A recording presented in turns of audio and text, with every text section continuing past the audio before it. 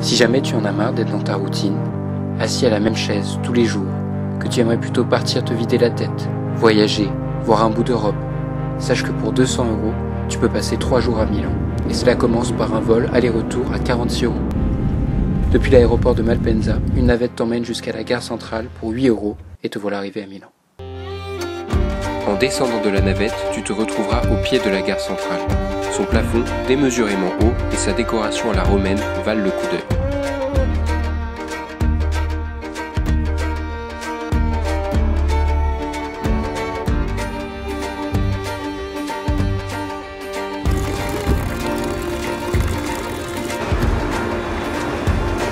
Si jamais tu as un petit creux, je te conseille d'acheter ces sortes de mini pizzas. Ensuite, tu peux marcher jusqu'à la place Gale Olanti. C'est le quartier le plus moderne de Milan.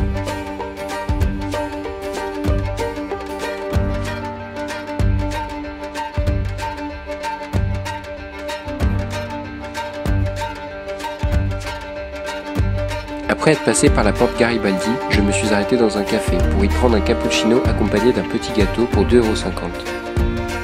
Je te conseille d'aller à pied jusqu'au Navigli, c'est le quartier des canaux, comme ça tu pourras découvrir une grande partie de la ville.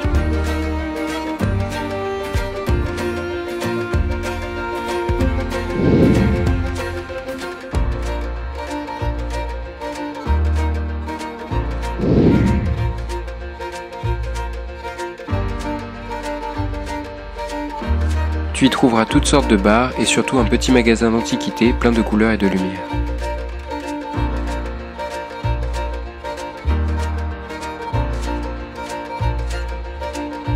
Juste à côté, tu peux manger ces petits canoccini à 1,45 € pièce.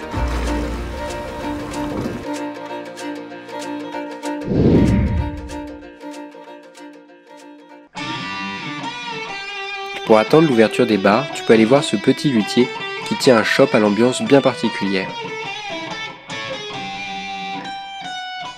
Sur le chemin de l'hôtel, je me suis arrêté dans un restaurant qui, avec une pizza et une bouteille d'eau pour 7,60 €, t'offre notamment une bruschetta et un digestif.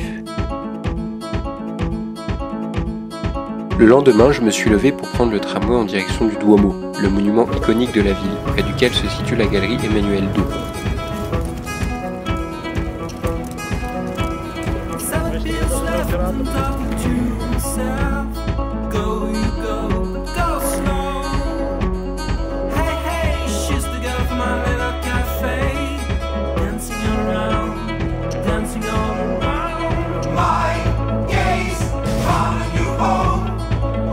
À l'intérieur de celle-ci se trouve un taureau qui porterait bonheur.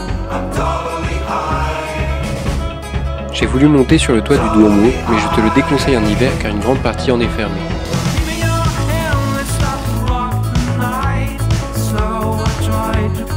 Je suis allé prendre mon petit déjeuner dans un café un peu à l'écart de la place où pour 4,10 €, j'ai eu un croissant au chocolat et un expresso.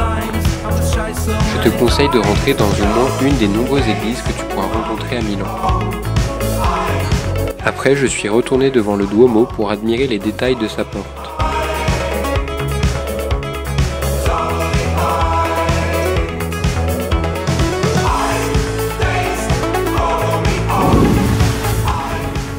Non loin de là, tu peux visiter gratuitement le château des Sforza, derrière lequel se trouve un parc qui te fera oublier que tu es en ville.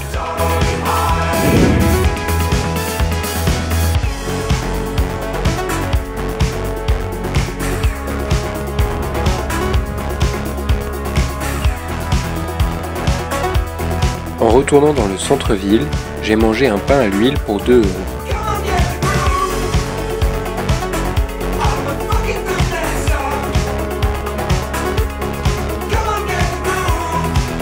Plus loin, dans un snack, j'ai complété mon repas avec des pâtes au brocoli pour 7,50 € ainsi qu'une bouteille d'eau. Puis je suis retourné à l'hôtel Menninger, qui propose des chambres partagées à 4 où 2 nuits reviennent à 38 €.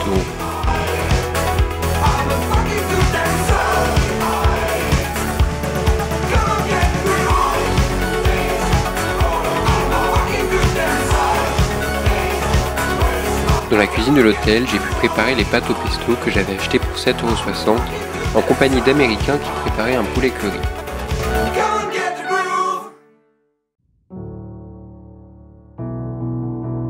Pour la dernière journée, j'ai pris le métro jusqu'à la gare centrale, où j'ai acheté 2 croissants au chocolat pour 2,20 €.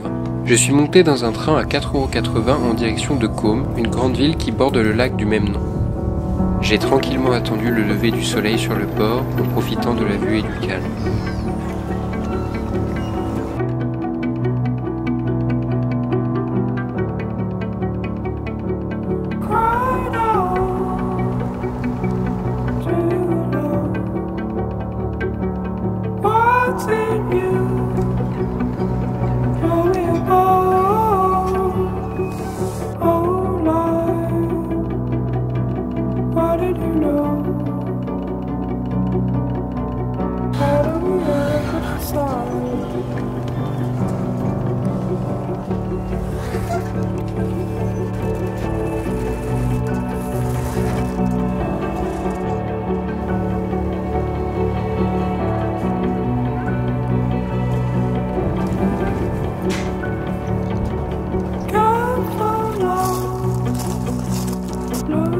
Ensuite, je suis tombé sur l'aéroclub de Côme et je te conseille d'y faire un tour si tu n'as jamais vu d'hydravion.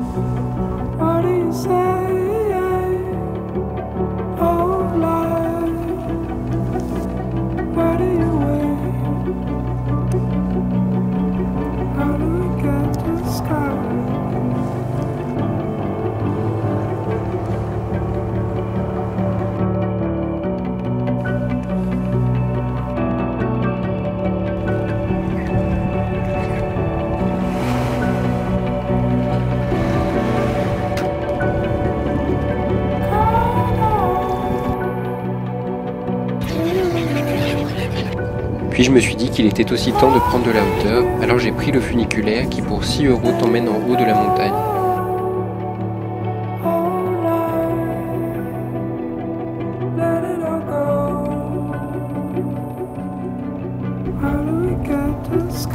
Depuis le funiculaire, j'ai grimpé pendant quelques minutes pour atteindre un phare qui domine la région. Et là, tout ce que je peux te conseiller, c'est de prendre le temps d'apprécier la vue.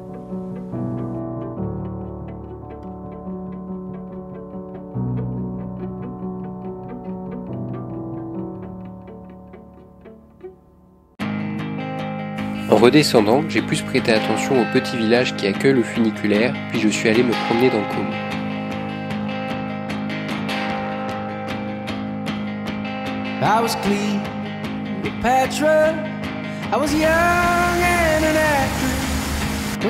J'y ai mangé de la street food italienne où pour 8,40 € j'ai eu ce qui pourrait s'apparenter à un wrap, une boisson et cette sorte de chili frit qui m'ont complètement calé.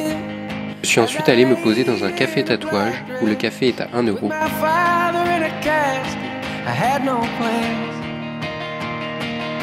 Il a fallu rentrer sur Milan pour attraper l'avion du retour.